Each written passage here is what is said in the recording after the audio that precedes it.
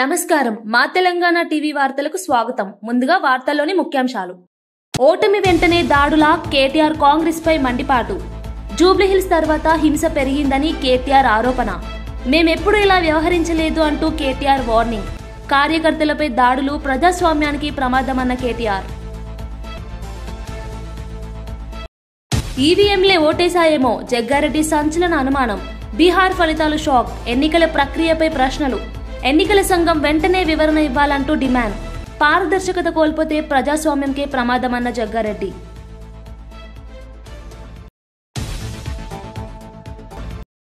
ఏపీలో రేమన్ 1201 కోట్ల పెట్టుబడులు, 3 ఫ్యాక్టరీలు, వేలాది ఉద్యోగాలకు దారితీసే కొత్త ప్రాజెక్టుల శంకుస్థాపన.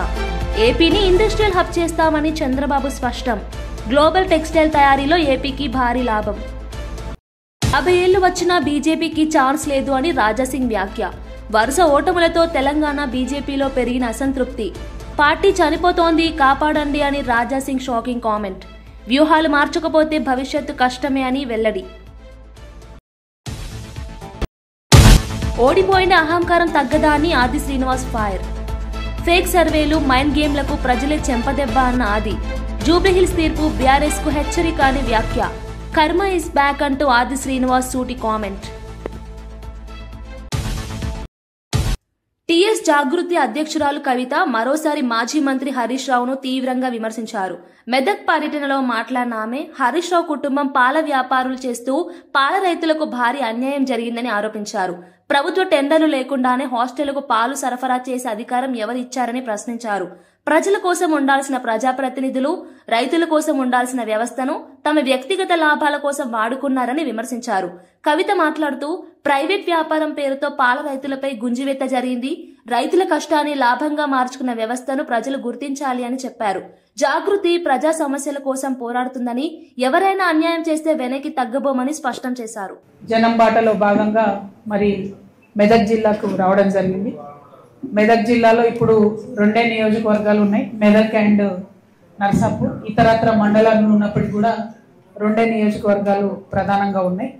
మరి మేము మా పర్యటన ప్రారంభించడమే నర్సాపూర్లో మరి విఎన్ రెడ్డి గారు, దినేష్ రెడ్డి గారు వాళ్ళ పాఠశాలలో చిన్న పిల్లల్ని, విద్యార్థులతోని చిల్డ్రన్స్ డే సెలబ్రేట్ చేసుకొని ప్రారంభించినాం.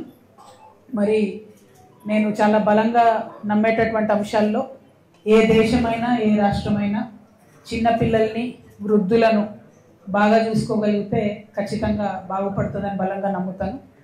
అనేక చట్టాలు ఉన్నాయి పిల్లల ప్రొటెక్షన్ కోసం, అనేక చట్టాలు ఉన్నాయి సీనియర్ సిటిజన్స్ ప్రొటెక్షన్ కోసం, కానీ అవి అమలు అవ్వడం లేదు.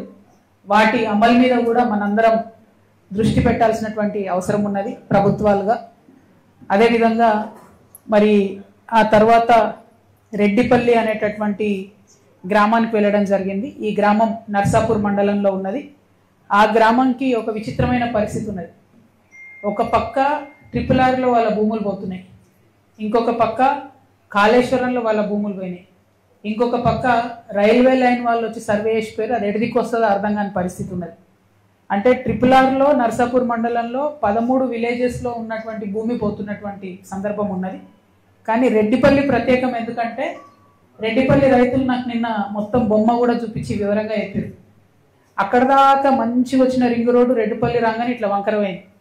నా మాటలు కాదు, అక్కడ ఉన్నటువంటి ఒక రైతు చెప్పిన మాట నేను చెప్తా ఉన్నా. నీటిలో నీరు గట్టే ఎట్లా తిరుగుతుందో రెడ్డిపల్లి రాగానే రింగ్ రోడ్ అట్లా వంకలు తిరిగింది. మరి ఎందుకోసం వంకర తిరిగింది రింగ్ రోడ్ అని వారిని రైతులను అడిగితే పెద్ద నాయకులు దాదాపు 3 పేర్లు చెప్పారు. బీఆర్ఎస్ పార్టీలో ఉన్న పెద్ద నాయకులవి. వారికి ఉన్నటువంటి ఫామ్ హౌస్లు, వారికి ఉన్నటువంటి భూములను కాపాడుకోవడానికి అలైన్మెంట్ మార్చిండ్రు. తద్వారా చిన్న రైతులు దాదాపు 56 మంది రైతులకు వాళ్ళది 59 ఎకరాలు పోతుంది. అంటే 56 మంది రైతులు 59 ఎకరాలు అంటే అందరికీ కూడా ఎకరం కన్నా తక్కువనో, ఎవరో ఒకరికి ఉంటే 2 ఎకరాలు, అర్ధెకరం, పావు ఎకరం అట్లా ఉన్న రైతులది 56 మంది రైతులది 59 ఎకరాలు రింగ్ రోడ్ కోసం తీసుకుంటున్నారు. మరి పెద్దవాళ్ళు ఎవరు అని అంటే ఒక దగ్గరనేమో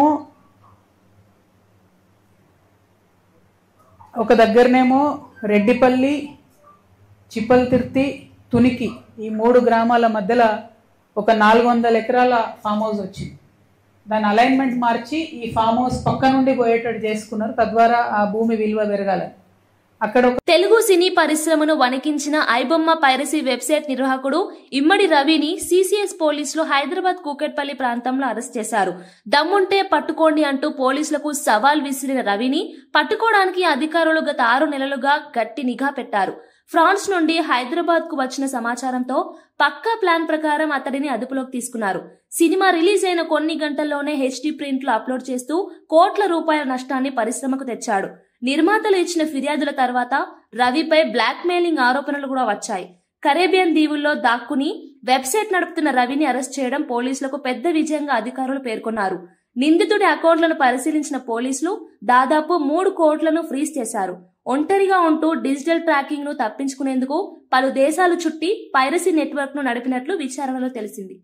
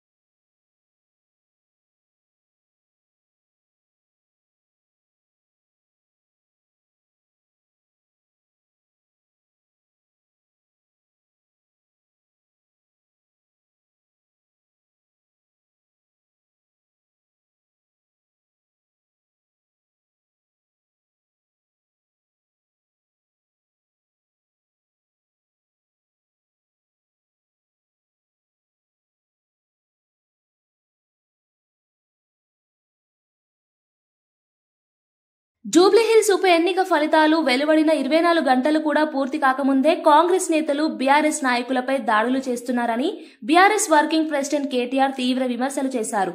మా పాలనలో ఎన్నిసార్లు ఉప ఎన్నికలు గెలిచినా మా నేతలు ఇలా దాడులకు దిగిన సందర్భం లేదని గుర్తు చేశారు. నిన్న మా పార్టీ గుర్తును అవహేళన చేశారు. కానీ మా హయాంలో 7 ఉప ఎన్నికలు, 2 కార్పొరేషన్, జిల్లా పరిషత్ ఎన్నికలు గెలిచినా ఒక్కసారి కూడా మేము అహంకారంగా ప్రవర్తించలేదు. కానీ మీ నేతలు మాత్రం మొదటి రోజే దాడులకు దిగారు అని కేటీఆర్ మండిపడ్డారు. తమ పార్టీ కార్యకర్తలపై జరిగిన దాడులు పూర్తిగా ప్రణాళికబద్ధమని, చట్టాన్ని చేతుల్లోకి తీసుకుని హింసను ప్రోత్సహించే ఈ చర్యలు ప్రజాస్వామ్యానికి ప్రమాదకరమని ఆయన అన్నారు. మీద జరిగిన దాడి జరిగినట్టుగా ఒక ఉప ఎన్నికల్లో గెలిచిన తర్వాత ఎక్కడన్నా మా ప్రభుత్వ హయాంలో మా కార్యకర్తలు గాని మా పార్టీ నాయకులు గాని హద్దులు దాటి ఈ రకంగా ప్రవర్తించారా ఒక్కసారి గుర్తు తెచ్చుకోండి. ఒకవేళ మేము కూడా ఆనాడు 7 ఉప ఎన్నికల్లో, 2 కార్పొరేషన్ ఎన్నికల్లో, జిల్లా పరిషత్ ఎన్నికల్లో గెలిచిన తర్వాత విజయ గర్వంతో విరవీగి నిన్న మీ వాళ్ళు ప్రవర్తించినట్టుగా మా పార్టీ గుర్తైన కారు గుర్తుని ఏదో ఊరేగింపు చేస్తూ అవహేళన చేస్తూ చిల్లరగా ప్రవర్తించుంటే ఇవాళ మీరెక్కడ ఉండేటోళ్ళు ఆలోచించుకోండి. బీహార్ ఎన్నికల ఫలితాలు వచ్చాక ఏమైందో అర్థం కావడం లేదని, ప్రజలు ఓటేశారా లేక ఈవీఎంలే ఓట్లు వేసుకున్నాయా అనిపిస్తోందని కాంగ్రెస్ ఎమ్మెల్యే జగ్గారెడ్డి వ్యాఖ్యానించారు. బీహార్లో జరిగిన ఓటింగ్ పద్ధతి, ఫలితాల ప్రకటన పూర్తిగా అనుమానాస్పదంగా ఉందని ఆయన స్పష్టం చేశారు. అక్కడ ప్రజలు ఎటు ఓటేశారో ఎవరికీ అర్థం కావడం లేదు. ఎన్నికల ప్రక్రియ పారదర్శకతకు వ్యతిరేకంగా ఎన్నో అనుమానాలు నెలకొన్నాయి. ఇలాంటి పరిస్థితుల్లో ఎన్నికల కమిషన్ బాధ్యతగా వ్యవహరించి ప్రజలకు స్పష్టత ఇవ్వాలి అని జగన్ రెడ్డి అన్నారు. విపక్ష నేతలను అలక్ష్యంగా చేసుకుని కేంద్రం వ్యవస్థలను వినియోగిస్తోందనే అనుమానాలు కూడా పెరుగుతున్నాయని ఆయన అభిప్రాయం వ్యక్తం చేశారు. ఎన్నికల కమిషన్ పనిచేస్తుంది. విశాఖపట్నంలో జరుగుతున్న సిఐఐ పార్ట్నర్షిప్ సమ్మిట్ 2వ రోజు ఆంధ్రప్రదేశ్ కు భారీ పెట్టుబడులు ప్రవహించాయి. ముఖ్యంగా టెక్స్టైల్ రంగంలో అగ్రగామి సంస్థ రేమండ్ రాష్ట్రంలో 3 పెద్ద ప్రాజెక్టులను ఏర్పాటు చేయనున్నట్లు ప్రకటించింది. మొత్తం 1,201 కోట్ల పెట్టుబడులతో ఈ యూనిట్లు ఏర్పాటు చేయనుండగా ఈ ప్రాజెక్టుల శంకుస్థాపనను సీఎం నారా చంద్రబాబు నాయుడు వర్చువల్ గా చేశారు. ఈ కార్యక్రమంలో రేమన్ గ్రూప్ ఎండీ గౌతమ్ మైని పాల్గొని ఆంధ్రప్రదేశ్లో పెట్టుబడులకు అనుకూల వాతావరణం ఉందని ప్రశంసించారు. ప్రపంచ స్థాయి తయారీ కేంద్రాలు, నైపుణ్య శిక్షణ, ఎగుమతి అవకాశాలు పెంచే దిశగా ఈ ప్రాజెక్టులు కీలక పాత్ర పోషిస్తాయని తెలిపారు. సీఎం చంద్రబాబు మాట్లాడుతూ ఏపీని ఇండస్ట్రియల్ హబ్ గా తీర్చిదిద్దడం మా లక్ష్యం. రేమన్ ప్రాజెక్టులు వేలాది ఉద్యోగాలు సృష్టిస్తాయి. ఈ పెట్టుబడులు రాష్ట్ర ఆర్థిక వ్యవస్థకు ప్రోత్సాహం అందిస్తాయని పేర్కొన్నారు. జూబ్లీహిల్స్ ఉప ఎన్నికల్లో బీఆర్ఎస్ పార్టీ భారీ ఓటమి పాలవడంతో కేటీఆర్ వ్యాఖ్యలపై ప్రభుత్వ విప్ ధర్మపురి ఎమ్మెల్యే ఆది శ్రీనివాస్ ఘాటుగా స్పందించారు. జూబ్లీహిల్స్ లో చిత్తుగా ఓడిపోయిన కేటీఆర్ అహంకారం మాత్రం చావట్లేదు అంటూ ఆయన విమర్శలు గుప్పించారు. సోషల్ మీడియాలో తప్పుడు ప్రచారం, ఫేక్ సర్వేలతో మైండ్ గేమ్ లాడినా ప్రజలు బీఆర్ఎస్ పార్టీకి గట్టి చెంపదెబ్బ ఇచ్చారని ఆది శ్రీనివాస్ పేర్కొన్నారు. జనాలు చీ కొట్టినా అదే బలుపు చూపిస్తున్నారు. కర్మ ఇస్ బ్యాక్ అని మీ సొంత చెల్లెల్లే చెప్పింది. ఓటమి తర్వాత కూడా అదే ధోరణి కొనసాగించడం ప్రజల తీర్పును అవమానించబడమే అని ఆయన అన్నారు. జూబ్లీహిల్స్ లో ప్రజలు బీఆర్ఎస్ ను పూర్తిగా త్రోసిపుచ్చారని, ఇది భవిష్యత్ ఎన్నికలకు సంకేతమని విశ్లేషించారు. చూపిస్తున్న పరిస్థితి చూస్తుంటే తమ మైండ్ గేమ్ తో తప్పుడు ఫేక్ సమాచారంతో ప్రజల్ని తప్పుదో పట్టించాలని జూబ్లీహిల్స్ ఎన్నికల్లో బీఆర్ఎస్ పార్టీ కేసీఆర్ చేసిన ప్రజలు విజ్ఞులై వారి విష ప్రచారాన్ని తిప్పికొట్టి అత్యధిక మెజారిటీతో జూబ్లీహిల్స్ ఎన్నికల్లో కాంగ్రెస్ పార్టీ అభ్యర్థిని గెలిపిస్తే ఒక ఎన్నికతోనే అంత ఎగిరిపడుతున్నారు. మీరు ఓటమి చెందినప్పుడు మీ కాంగ్రెస్ పార్టీ గుర్తుకు మేమేమైనా గాడిద మీద ఊరేగించామని అంటున్నారు. ఒక్క ఎన్నిక కాదు కేటీఆర్, 2023 ఎన్నికల్లో అసెంబ్లీలో మిమ్మల్ని చిత్తు చేశాం. లోకసభ ఎన్నికల్లో మీరు చిత్తుగా ఓడేలా మీరు జీరోకే పరిమితం చేశాం. కంటోన్మెంట్ ఎన్నికలు, నిన్నటి జూబ్లీహిల్స్ ఎన్నికలు, నిన్నటి ఎన్నికల్లో పోలైన ఓట్లలో 51% కాంగ్రెస్ పార్టీకి వచ్చింది. ఈరోజు ఎందుకు మీరు ఉలికి పడుతుందో చెప్పంటున్నారు. ఇన్ని ఎన్నికల్లో నీ పార్టీని ఈరోజు ఓడించింది కాంగ్రెస్ పార్టీ కాదని అడుగుతుంది. ప్రజల అభిమానాన్ని చూరుకొని మీ ముందుకు పోతా ఉంటే ఎందుకు మీరు ఇంకా అహంకారాన్ని తగ్గించుకుంటలేరని. కొద్ది రోజులు మీరు ఏం మాట్లాడకుండా ఉండుంటేనే మీ బీఆర్ఎస్ పార్టీ బతుకుతుంది తప్ప ఈరోజు మీ వైఖరి వల్లనే. నిన్ననే మా ముఖ్యమంత్రి గారు చెప్పారు, మీ అహంకారాన్ని మీ అసహనాన్ని కొంచెం తగ్గించుకోమని. అయినా ఓటమి చెందిన 12 గంటలు కాకముందే మీడియా ముందుకు వచ్చి రుసరుసలాడడానికి తప్పడతా ఉన్నాం. మీ సొంత చెల్లి వేసిన ప్రశ్నలకు ముందు సమాధానం చెప్పు. కర్మ ఇస్ బ్యాక్ అన్నటువంటి దానికి సమాధానం చెప్పుకో. మీ సొంత ఇంట్లో మీ చెల్లెళ్ళు ఇచ్చినటువంటి ప్రశ్నలకు సమాధానం చెప్పుకోలేక ప్రజా అభిమానాన్ని చూరగొని గౌరవ ముఖ్యమంత్రి శ్రీ రేవంత్ రెడ్డి గారి నాయకత్వంలో కాంగ్రెస్ పార్టీ బలోపేతమవుతూ ముందుకు పోతున్న తరుణంలో జూబ్లీహిల్స్ ఎన్నికల్లో ఉన్నటువంటి ప్రజలు విజ్ఞులు తమ ఆశీర్వాదాన్ని అందించి రాబో రోజుల్లో మరింత ముందుకు తీసుకుపోయే ప్రయత్నం చేస్తుంటే స్థానిక సంస్థల ఎన్నికల్లో కూడా జీరోకే పరిమితమని చెప్పినటువంటి ఒక భయం ఇప్పటి నుంచి మిమ్మల్ని వెన్నాడుతున్నట్టుంది. ఇప్పటికైనా ఈ మిడిసి మాటలు, అహంకారపూరిత మాటలు, ఈ బల్బు మాటలు మానుకోవాల్సిందిగా ఈ సందర్భంగా కాంగ్రెస్ పార్టీ పక్షాన తెలియజేస్తా ఉన్నాం. కడప జిల్లాలో ప్రభుత్వ నిధులను దుర్వినియోగం చేసిన సంచలన ఘటన బయటపడింది. సింహాద్రిపురం మండలం అంకాలమ్మ గూడూరులో పనిచేస్తున్న village horticulture assistant Praveen Kumar రెడ్డిని పోలీసులు అరెస్ట్ చేశారు. పింఛన్ల పంపిణీ కోసం ప్రభుత్వంగా అప్పగించిన 6 లక్షల రూపాయలు, రైతులు శనగ విత్తనాలు, ఎరువుల కొనుగోలు చెల్లించిన 17 లక్షల నగదు, మొత్తంగా 24 లక్షలకు పైగా నిధులను ఆయన తన వ్యక్తిగత ఆన్లైన్ గేమింగ్ అలవాటుకు వాడేశాడని ఈ విచారణలో తేలింది. ఆన్లైన్ బెట్టింగ్ లో భారీగా నష్టపోయిన ప్రవీణ్ అనంతరం పరారయ్యాడు. ప్రత్యేక పర్యవేక్షణలో పోలీసులు అతన్ని పట్టుకొని బెట్టింగ్ కు ఉపయోగించిన మొబైల్ ఫోన్ ను స్వాధీనం చేసుకున్నారు. ప్రభుత్వ ధనాన్ని వ్యక్తిగత వినియోగానికి దుర్వినియోగం చేసినందుకు అతని మీద 2 కేసులు నమోదయ్యాయని పులివెందుల డీఎస్పీ మురళీ నాయక్ తెలిపారు. అక్కడ పనిచేసేటువంటి horticulture assistant Malreddy Praveen Kumar Reddy job చేస్తుంటారు. అక్కడ అవాతాతల సంబంధించినటువంటి రాష్ట్ర ప్రభుత్వం ప్రతిష్టాత్మకంగా తీసుకొని అవాతాతలకు పెన్షన్ డబ్బు 1వ తారీఖునే ఇవ్వాలి అని చెప్పి ఉద్దేశంతో ఎవరైతే సంబంధించినటువంటి అధికారులు ఉంటారో ఆ అధికారులతో పెన్షన్ డబ్బు ఇస్తారు. ఈ ప్రవీణ్ కుమార్ రెడ్డికి ఇతని క్లస్టర్ కింద 6,25,000 రూపాయలు అంటే 125 మందికి పెన్షన్ పెంచేటువంటి కార్యక్రమాన్ని ఇతనికి అప్పచెప్పడం జరిగింది పై అధికారులు. అదే రకంగా హార్టికల్చర్ సంబంధించినటువంటివి రైతులకు మన ఏరియాలో అంత పంట పొలాలు ఎక్కువగా అరటి తోటలు కావచ్చు, చీనీ తోటలు కానీ ఎక్కువ, దానికి సంబంధించినటువంటి ఆ తోటలకు విత్తనాలు, ఎరువులు అవన్నీ సరఫరా చేసే క్రమంలో ప్రభుత్వం ఇతనికి వసూలు చేసేటువంటి బాధ్యత కూడా పై అధికారులు ఇవ్వడం జరిగింది. ఒకటి విత్తనాలకు 10,74,720 రూపాయలు. అదే రకంగా ఎరువుల పేరుతో 7,27,835 పైసలు. అంటే పెన్షన్ డబ్బు, ఎరువుల డబ్బు, అదే రకంగా విత్తనాల డబ్బు 24,27,535 రూపాయలు ఇతను దుర్వినియోగం చేశాడు ప్రభుత్వ డబ్బులు. దాని మీద మా జిల్లా ఎస్పీ షల్కే నచికేతన్ విశ్వనాథ్ ఐపీఎస్ సార్ గారి ఆదేశాల మేరకు 2 కేసులు నమోదు చేయడం జరిగింది. ఆ కేసును ఎప్పటికెప్పుడు పర్యవేక్షిస్తూ మా ఎస్పీ సారు ఇన్వెస్టిగేషన్ యొక్క బాధ్యత. తిరుమల పరకామణి కేసు దర్యాప్తు జరుగుతున్న సమయంలో మాజీ ఏవీఎస్ఓ సతీష్ కుమార్ అనుమానాస్పద మరణం రాష్ట్ర వ్యాప్తంగా తీవ్ర చర్చనీయాంశంగా మారింది.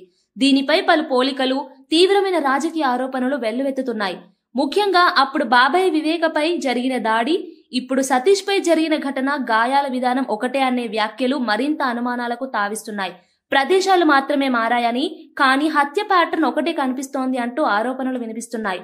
పరకామణి వ్యవహారం కీలక దశకు చేరుకున్న సమయంలో ఈ మరణం సంభవించడంతో అనేక ప్రశ్నలు లేవనెత్తబడుతున్నాయి. హుండీ డబ్బుల వ్యవహారంలో అప్పటి పాలకుల ప్రమేయంపై ఆరోపణలుండగా సతీష్ ను విచారించిన సిఐడి అధికారులకు ఏమి సమాచారం ఇచ్చారో భూమన కరుణాకర్ రెడ్డికి మాత్రమే తెలిసిందనే మాట కూడా రాజకీయంగా మారుమోగుతోంది. న్యాయవాది లక్ష్మణ్ రావు బెదిరించారని, కరుణాకర్ రెడ్డి ఎవరితో చెప్పారన్న సందేహాలు కూడా తెరపైకొచ్చాయి. బాబాయ్ ఈడ చూడండి, ఈ ప్యాటర్న్ చూడండి ఒకసారి. సేమ్ ప్లేస్లో సేమ్ గాయాలు, ప్లేసులు మారినాయి. ఈయన బాత్రూము, ఈయన రైల్వే ట్రాకు. చూడండి, అనుమానంలో రాకపోతే మళ్ళా బాగా దగ్గరగా జూమ్ చేసి చూస్తే కూడా తెలుస్తుంది. సేమ్ ముక్కు మీద, కంటి కింద, పెదాల కాడ, తల పక్కన గాయాలు, సేమ్ ప్యాటర్న్ సేమ్. వయసు మారింది, ప్లేసు మారింది, కానీ ప్లేస్ ఒక దెబ్బ సేమ్ గొడ్డలి బ్యాచే. అంటే ఇది పరకామణి కేసులో ఉన్న పోలీస్ ఆఫీసర్లు, లేకపోతే ధర్మారెడ్డో, కరుణాకర్ రెడ్డో, సుబ్బారెడ్డో మించి చేసిన పనిది. వాళ్ళ చేతులు దాటాయి, ఇవి వాళ్ళ చేతుల్లో కాదు, ఇది వాళ్ళ చేతులు దాటాయి. అంటే వాళ్ళ పైన ఇంకెవరు చేపించారు, వీళ్ళ ద్వారానే చేపించారు. ఇప్పుడు మాకు అనుమానం, నాకు కాదు చాలామందికి అనుమానం వేస్తుంది. ఏమంటే నిన్న మాజీ టీటీడీ చైర్మన్ ప్రెస్ మీట్ పెట్టి రవిశంకర్ అయ్యంగారు విచారించేటప్పుడు లక్ష్మణ్ రావు అనే ఒక అడ్వకేట్ ఉన్నారు, ఆయన ఈ సతీష్ కుమార్ని బండబూతులు తిట్టారు, నా పేరు చెప్పని చెప్పారు, నువ్వు చచ్చిపో అన్నారు, నిన్ను వదలనన్నారు, నిన్ను ఏదో ఒకటి చేస్తా అని చెప్పి అన్ని తిట్టినారు కదా. ఆ విషయం మీకెట్ట తెలుసు? సిట్లో జరిగిన డిస్కషను, సతీష్ కుమార్ని తిట్టిన అడ్వకేట్ లక్ష్మణ్ రావు విషయాలు మీకు ఎలా తెలిసింది అంటే మీరు ఇతతో టచ్లో ఉన్నారు. సతీష్ కుమార్తో మాజీ టీటీడీ చైర్మన్ ధర్మారెడ్డి వీళ్ళంతా టచ్లో ఉన్నారు. ఇతని ఫోన్ మొత్తం అతని కంట్రోల్లో ఉంది. నిన్న అతను ట్రైన్ ఎక్కేటప్పుడు కూడా వాళ్ళకి చెప్పే ఎక్కాడు తిరుపతికి వస్తున్నా అని. ఎక్కిన గంటలో ఒక మనిషి చంపేశారంటే ఎంత నెట్వర్క్ చేశారు. 150-200 కోట్లు కొట్టేసి ₹1 పడేసి చంపేశాను అనుకుంటా దీనికి. భారీ ఎత్తున సుపారీ ఇచ్చారు దీనికి. మిగతా డబ్బులు కాపాడుకోవాలని ప్రయత్నంలో భారీ ఎత్తున సుపారీ ఇచ్చి చంపేశారు. సిట్ ఆఫీస్లో జరిగిన విషయాలు బయటకు వచ్చి ప్రెస్ మీటింగ్లో బహిరంగంగా అనుమానంగా ఉన్న వాళ్ళ వ్యక్తి ఎవరైతే అనుమానిస్తున్నామో వాళ్ళే ప్రెస్ మీట్ పెట్టి ఇతన్ని వేధించారు, ఇతని తిట్టారు, ఇతని కొట్టారు, ఇతను ఏదేదో అన్నారని మీరు చెప్పడానికి మీకు ఎలా తెలిసింది అంటే మీరు సతీష్ కుమార్తో టచ్లో ఉన్నారు, సతీష్ కుమార్ని మీరు ఫాలోఅప్లో పెట్టుకోరు, సతీష్ కుమార్ మీరు బెదిరిస్తున్నారు, సతీష్ కుమార్ మీ కంట్రోల్లో ఉన్నాడు, అతను ట్రైల్ ఎక్కే సంగతి కూడా మీకు తెలుసు. చాలా బాధాకరం. కనీసం అతనికి ఒక కుటుంబం, ఇద్దరు చిన్నపిల్లలు, ఆలోచించాలి కదా. మీరు తప్పించుకోవడానికి ఎంతోమంది చంపారు గతంలో, అధికారం లేకపోయిన చంపడానికి మీరు ధైర్యం చేస్తున్నారంటే ఆశ్చర్యంగా ఉంది అసలు. ఖచ్చితంగా ఇది తారాస్థాయిలో విచారించాలి.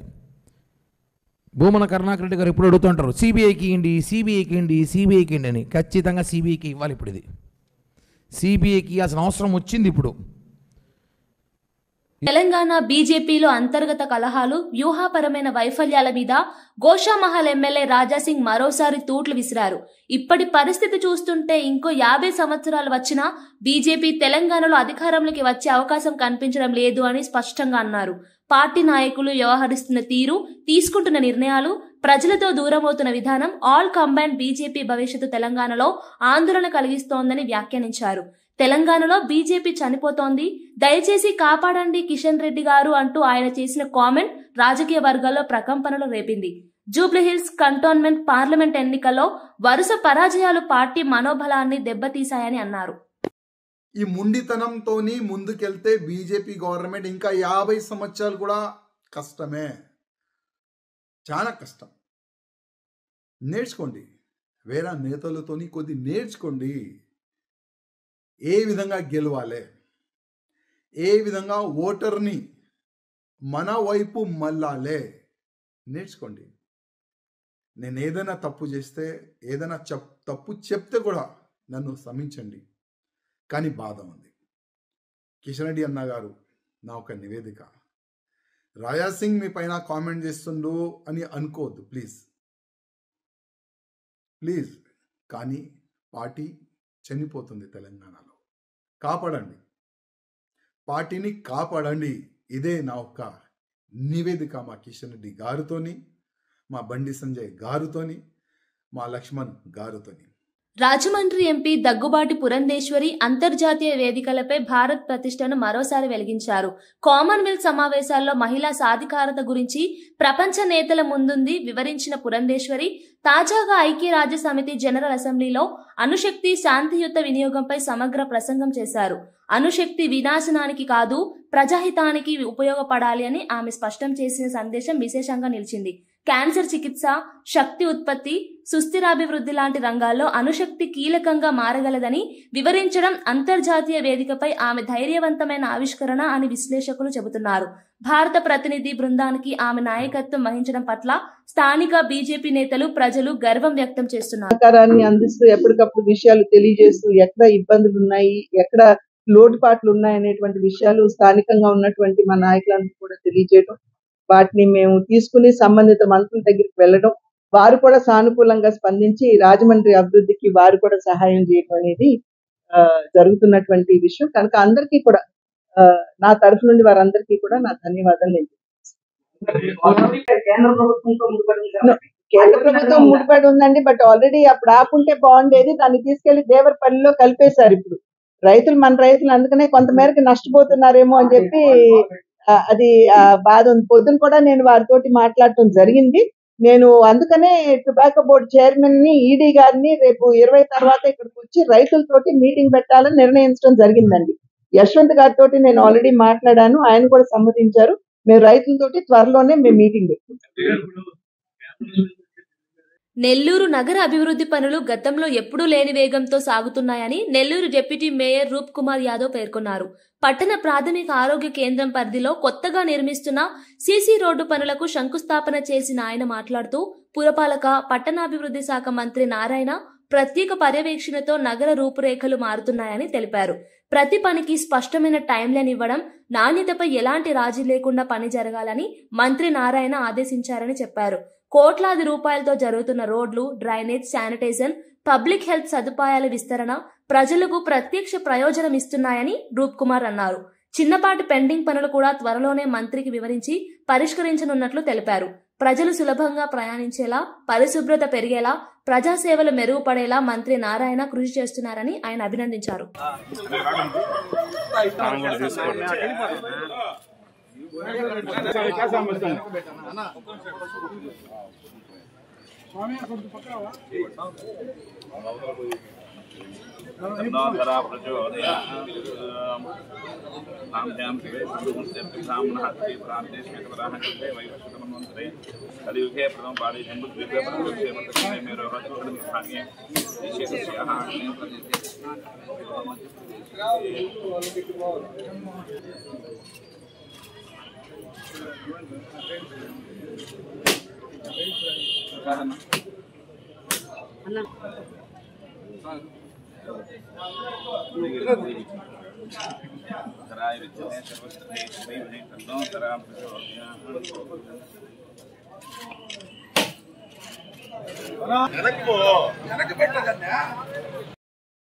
ఈరోజు నెల్లూరు నగరంలో మున్సిపల్ శాఖ మార్చులు పొంగూరు నారాయణ గారి ఆదేశాల మేరకు డిప్యూటీ మేయర్ అయినటువంటి రూప్ కుమార్ యాదవ్ గారి పర్యవేక్షణలో ఈరోజు నెల్లూరు నగరం 40వ డివిజన్లో ఈరోజు అర్బన్ హెల్త్ సెంటర్లో ఇక్కడ రోడ్డు శంకుస్థాపన చేస్తున్నారు. సుమారుగా 7,75,000 రూపాయలతో వ్యయంతో ఈ రోడ్డు వేయబడుతుంది. నిజంగా కూడా నెల్లూరు నగరంలో ఎక్కడ చూసినా కూడా డెవలప్మెంట్ చేస్తున్నారు ఖచ్చితంగా నారాయణ సారు. ఎందుకంటే ఇప్పటికీ ఈరోజు నాకు తెలిసి మొదట 4వ డివిజను, తర్వాత 52వ డివిజను, తర్వాత 40వ డివిజను, అట్లా అన్ని డివిజన్స్ ఎక్కడైతే పెండింగ్ వర్క్స్ ఉన్నాయో, ఎక్కడైతే రోడ్స్ లేవో, ఎక్కడైతే డ్రైన్స్ లేవో అవన్నీ కూడా ప్రతి ఒక్కటి కూడా నారాయణ గారు క్షుణ్ణంగా పరిశీలించి ఎక్కడైతే లేవో వాళ్ళు కానీ అధికారులకు తెలియజేస్తే వెంటనే వాటిని శాంక్షన్ చేసి ఆ వర్కులు స్టార్ట్ చేయమని చెప్పడం జరిగింది. ఆ వర్కులు డిలే చేయకుండా కూడా చూడమని చెప్పి రూప్ కుమార్ గారిని ఆదేశించడం జరిగింది. నిజంగా కూడా చాలా గర్వకారణం. ఎక్కడ కూడా వర్క్ లేకుండా చాలా ఫాస్ట్ గా త్వరితగతిన జరుగుతున్నాయి. దీనికి చాలా సంతోషదాయకంగా ఉంది. ఎందుకంటే నారాయణ గారు ఒకటే ఆలోచిస్తారు, ఎప్పుడు చూసినా కూడా డెవలప్మెంట్. ముందు ప్రజలకి నలుగురికి ఉపయోగపడే పని కావాలా, ఖచ్చితంగా కూడా డెవలప్మెంట్ చేయాలా నెల్లూరు నగరాన్ని. ఎందుకంటే నన్ను ఎంతో విశ్వాసంతో మంచి మెజారిటీతో గెలిపించారు కాబట్టి నెల్లూరు నగరానికి ఏదో ఒకటి చేయాలా, నేను ఖచ్చితంగా బాగా డెవలప్ చేయాలా. రాష్ట్ర మంత్రిగా ఉన్నప్పటికీ కూడా నెల్లూరు నగరానికి కొంత శాతం 10% ఎక్స్ట్రాగా కూడా నేను ఖచ్చితంగా పనిచేయాలని చెప్పి నిరంతరం మమ్మల్ని కాన్ఫరెన్స్ లో కూడా ఎప్పటికప్పుడు అలర్ట్ చేస్తూ ప్రతి ప్రోగ్రామ్స్ లో కూడా పాల్గొనమని చెప్పి చెప్పడం జరుగుతుంది. నిజంగా కూడా చాలా సంతోషదాయకం. ఇక్కడ నెల్లూరు స్థానికంగా 40వ డివిజన్ ప్రెసిడెంట్ నాని గారు కానీ, అలాగే నాగరాజు గారు, గోగుల్ నాగరాజు గారు కానీ, అలాగే అన్నంగి ప్రసాద్ గారు కానీ ఇక్కడికి వచ్చిన ప్రతి ఒక్కరికి కూడా ధన్యవాదాలు తెలుపుకుంటూ, కావలి ఎమ్మెల్యే కావ్య కృష్ణారెడ్డి జన్మదినం సందర్భంగా ఎమ్మెల్యే నివాసం వద్ద పండుగ వాతావరణం నెలకొంది. Divisional superintendent of police Prasad ఆధ్వర్యంలో పోలీసులు భారీ కేక్ కట్ చేయించి ఎమ్మెల్యేకు శుభాకాంక్షలు తెలిపారు. డీఎస్పీ, సీఐలు, ఎస్ఐలు, కానిస్టేబుల్ సహా పోలీస్ సిబ్బంది ఆమెను పూలదండలతో ఘనంగా సత్కరించారు. ప్రజాసేవలో అగ్రగామిగా నిలిచిన ఎమ్మెల్యే కావ్యకు తమ మద్దతు, గౌరవం, అభిమానాన్ని తెలియజేయడమే ఈ వేడుకల లక్ష్యమని అధికారులు చెప్పారు. అనంతరం ఎమ్మెల్యే పోలీస్ అధికారులతో సరదాగా ముచ్చటిస్తూ శాంతి భద్రతల నిర్వహణ, ప్రజా సమస్యల పరిష్కారంపై చర్చించారు. వార్తలు ముగించే ముందు ముఖ్యాంశాలు మరోసారి. ఇవి ఈనాటి వార్తా విశేషాలు. ఓటమి వెంటనే దాడులా, కేటీఆర్ కాంగ్రెస్ పై మండిపాటు. జూబ్లీహిల్స్ తర్వాత హింస పెరిగిందని కేటీఆర్ ఆరోపణ. మేమెప్పుడు ఇలా వ్యవహరించలేదు అంటూ కేటీఆర్ వార్నింగ్. కార్యకర్తలపై దాడులు ప్రజాస్వామ్యానికి ప్రమాదమన్న కేటీఆర్. ఈవీఎంలే ఓటేశాయేమో, జగ్గారెడ్డి సంచలన అనుమానం. బీహార్ ఫలితాలు షాక్. ఎన్నికల ప్రక్రియపై ప్రశ్నలు. ఎన్నికల సంఘం వెంటనే వివరణ ఇవ్వాలంటూ డిమాండ్. పారదర్శకత కోల్పోతే ప్రజాస్వామ్యంకే ప్రమాదమన్న జగ్గారెడ్డి.